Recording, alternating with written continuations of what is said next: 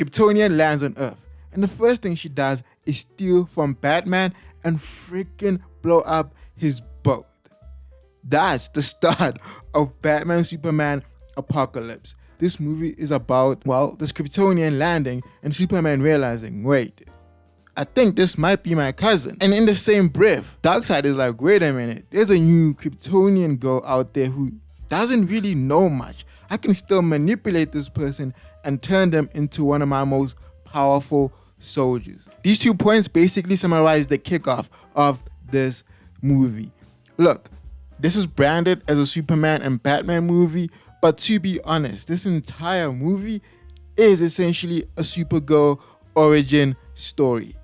Throughout this movie, we are going through her journey of suffering basically an identity crisis. Because on one hand, Superman wants her to be a Kryptonian normal girl in the city, whereas Batman is like, bro, I don't trust you. You don't deserve to be around here. The Amazons randomly show up and they're like, bro, you're better with us. A Supergirl, superpowered woman, where else would you go? And then Apocalypse is here saying, bro, nah, you would actually be better as a captain of my squad. And then she's stuck in all of this not knowing, actually, who am I? That's the entire movie. As the movie progresses, she spends time with each and every one of these people. And then at the end, she then decides, wait, nah, I am actually none of these things. I am Supergirl. That's literally all that this movie is. And like her as a character, super cool. She goes through very much a sort of, as I said, identity crisis of finding herself. She goes from not knowing who she is, and at the end of the movie, she knows exactly what she stands for, and she knows how to stand up for herself. So that's really cool. I will say the greatest thing that I like about her is how creative she is when fighting. Bro, there's a dark side fight, and she puts hands on him. Like literally puts hands on him, and I'm just like, this is chef's kiss, bro. This is freaking chef's kiss. And then we have Superman, who for the most part really just plays overprotective big brother. He doesn't really go out of his way to fight unless he has to. Where that was the Doomsday scene where he was like, you know what? Actually, everybody is going through a lot right now.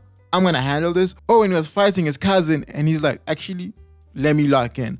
And then there's Batman, and for the most part, he plays the cynic, right? Like, what is this girl here, bro? Like, I believe Batman is here to put doubt that this girl is purely good.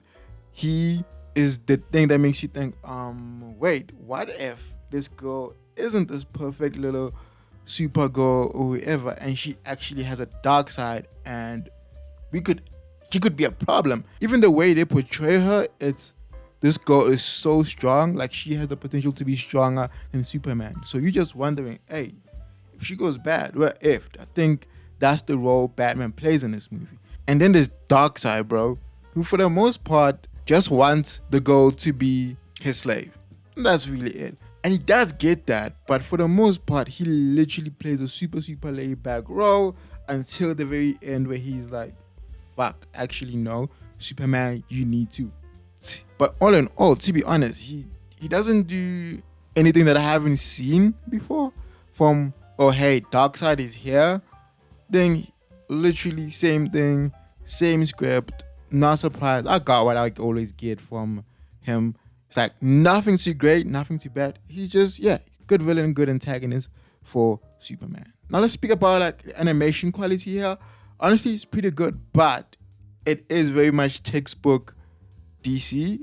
It doesn't really stray outside of that. What I would expect when I'm watching a DC animated movie, which is still great. It doesn't mean it's bad. It just means nothing out the norm. One of the shining things about this movie, to me at least, is, bro, the choreography here is actually pretty good in terms of fighting. A lot of hand-to-hand fighting happens here, and it's not just superheroes punching each other and throwing each other into buildings. That does happen, but there's a lot of like good hand-to-hand combat, especially when it comes to the Furies from Darkseid. Absolutely loved that part of the movie. But other than that, this is really a textbook superhero movie. I just hate that they branded it as a Superman and Batman movie when this is really a Supergirl origin story.